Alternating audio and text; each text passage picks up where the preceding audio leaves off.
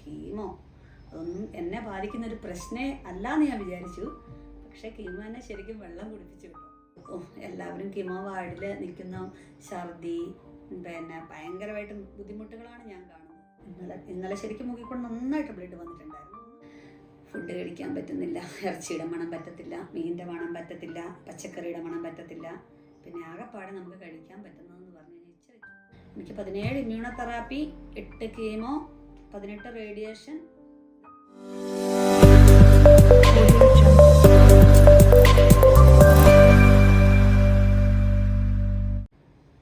Hi friends, welcome back to my YouTube channel Iritty family.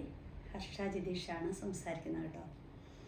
കഴിഞ്ഞ എൻ്റെ വീഡിയോയിൽ ഞാൻ എൻ്റെ ഒരു ഒരു ക്യാൻസറിൻ്റെ ജേർണീനെ കുറിച്ച് ഞാൻ പറഞ്ഞിട്ടുണ്ടായിരുന്നു. പക്ഷേ അതിൻ്റെ ഏറ്റവും വലിയൊരു സംഭവമാണ് ഈ പ്രാവശ്യം ഞാൻ പറയുന്നത് എൻ്റെ കീമോ ലൈഫ് എന്ന് പറഞ്ഞു കഴിഞ്ഞാൽ.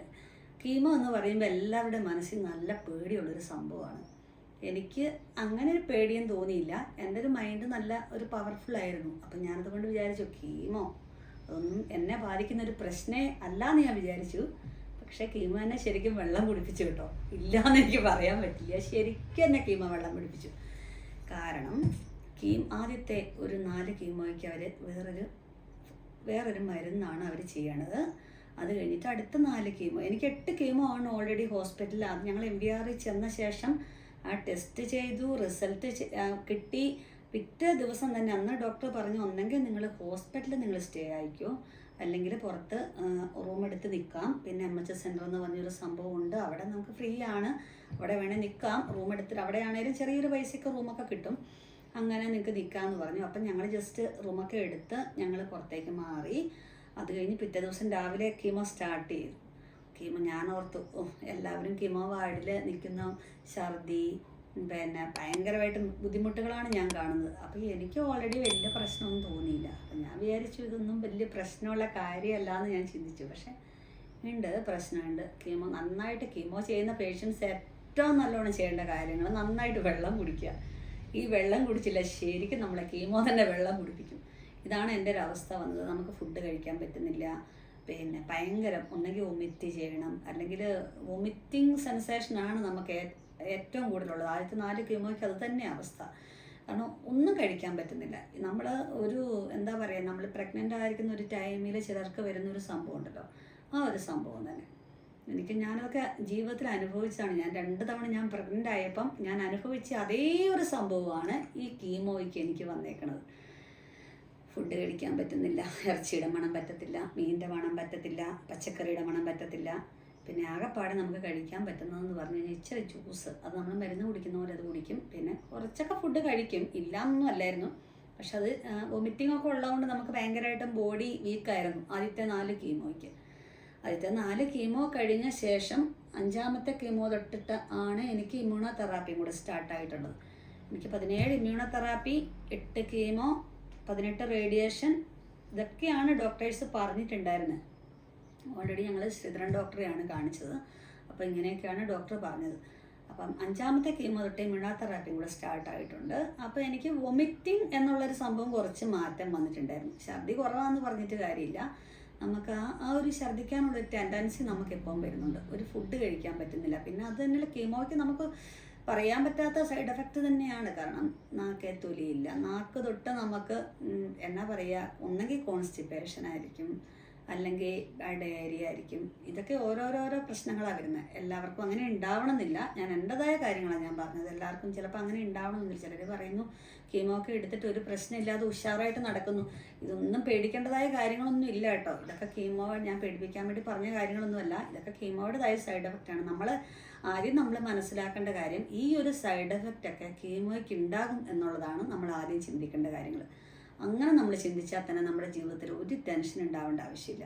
കാരണം ഞാൻ ഇപ്പോഴും ചിന്തിക്കുന്നു, ഇപ്പം എനിക്ക് 5ാമത്തെ കീമോ തൊട്ട് ബോഡി പെയിൻ എന്ന് പറഞ്ഞാൽ നല്ല ബോഡി പെയിൻ ഉണ്ട്. കാരണം ഒരിക്കലും ഞാൻ ഹോസ്പിറ്റലിൽ പോകുന്നു, അഡ്മിറ്റ് ആകുന്നു, ഒന്നെങ്കിൽ ട്രിപ്പ് ഇടുന്നു, അല്ലെങ്കിൽ ഇഞ്ചക്ഷൻ എടുക്കുന്നു, വേദനയുടെ ഇഞ്ചക്ഷൻ എടുക്കുന്നു, തിരിച്ചു വരുന്നു.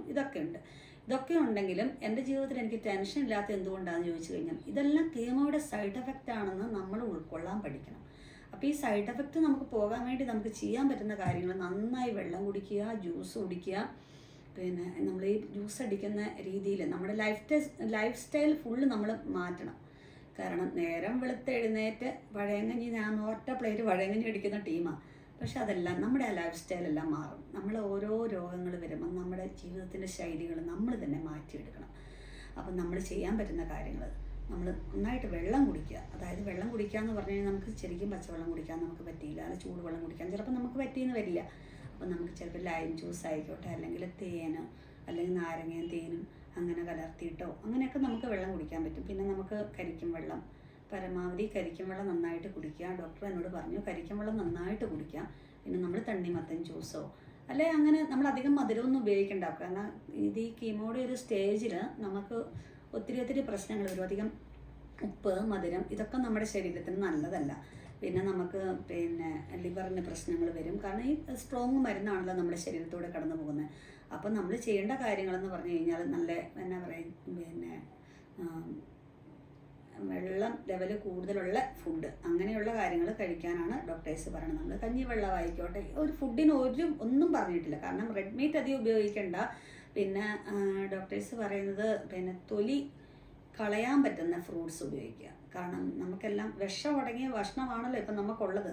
നമ്മൾ ഏത് ഫ്രൂട്ട്സ് നമുക്ക് ആർക്കും ഫ്രൂട്ട്സ് സ്വന്തമായിട്ടുണ്ടാക്കി കഴിക്കാനൊന്നും പറ്റുന്ന സാഹചര്യമില്ല. അങ്ങനെയൊക്കെ കിട്ടണമെങ്കിൽ നമുക്ക് കുറച്ച് കപ്പളങ്ങ അങ്ങനത്തെ സംഭവങ്ങളൊക്കെ അല്ലേ, പപ്പായൊക്കെ അല്ലേ കിട്ടത്തുള്ളൂ. ബാക്കിയെല്ലാം എല്ലാ സംഭവങ്ങളും നമ്മൾ പുറത്തുനിന്ന് മേടിക്കുക.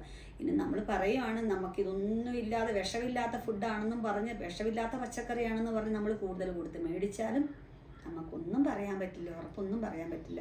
പിന്നെ ഈ ഒരു സാഹചര്യത്തിൽ നമ്മൾ വീട്ടിൽ തന്നെ ഉണ്ടാക്കി, അല്ലെങ്കിൽ വീട്ടിൽ തന്നെ നമ്മൾ പച്ചക്കറിയൊക്കെ നട്ട് പിടിപ്പിച്ചുണ്ടാക്കി കഴിക്കണം എന്നൊക്കെ വിചാരിച്ചാലും നമ്മുടെ ഈ ഒരു ജേർണിയിൽ ഇതൊന്നും നടക്കാത്ത കാര്യങ്ങളാണ്.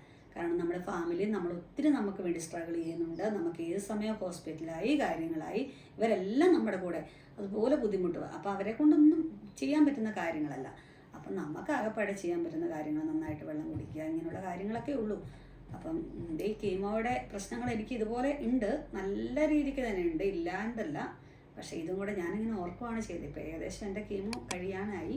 ഇനിയിപ്പോൾ സർജറിയാണ് അടുത്ത പറഞ്ഞേക്കുന്നത്. ഇപ്പോൾ സർജറി കഴിഞ്ഞ് ഇനിയിപ്പം ഈ സ്ട്രോങ് കീമോ ആയതുകൊണ്ട് ഈ ഇത്രയും കീമോ ചെയ്യാൻ പറ്റുള്ളൂ എന്ന് ഡോക്ടർ പറഞ്ഞു. ഇനിയിപ്പം വേണമെങ്കിൽ നമുക്ക് കീമോയുടെ ടാബ്ലറ്റ്സ് തരാം എന്നാണ് പറഞ്ഞേക്കുന്നത്. ഇമ്മ്യൂണോതെറാപ്പി മുമ്പോട്ട് തുടർന്ന് പോയിക്കൊണ്ടിരിക്കുന്നു.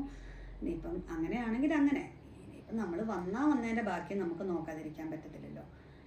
അതുകൊണ്ട് കീമോ എന്ന് പറയുമ്പം ആരും പേടിക്കണ്ട. പക്ഷേ കീമോയുടെ സംഭവങ്ങൾ ഇങ്ങനെയൊക്കെ ഉണ്ട്.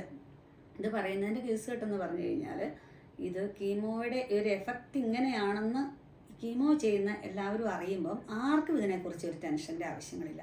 പിന്നെ ബ്ലീഡിങ് അങ്ങനെയുള്ള പ്രശ്നങ്ങളൊക്കെ ഉണ്ട് കേട്ടോ. എനിക്ക് കോൺസ്റ്റിപ്പേഷൻ ഉണ്ട്, ടോയ്ലറ്റിൽ പോകുമ്പോൾ ശരിക്കും ബ്ലീഡിങ് ഉണ്ട്, ഇടയ്ക്കിടയ്ക്ക് മൂക്ക് ചീറ്റാനൊന്നും പറ്റത്തില്ല. മൂക്കിൽ കൂടെ ശരിക്കും ബ്ലഡ് വരുന്നുണ്ടായിരുന്നു.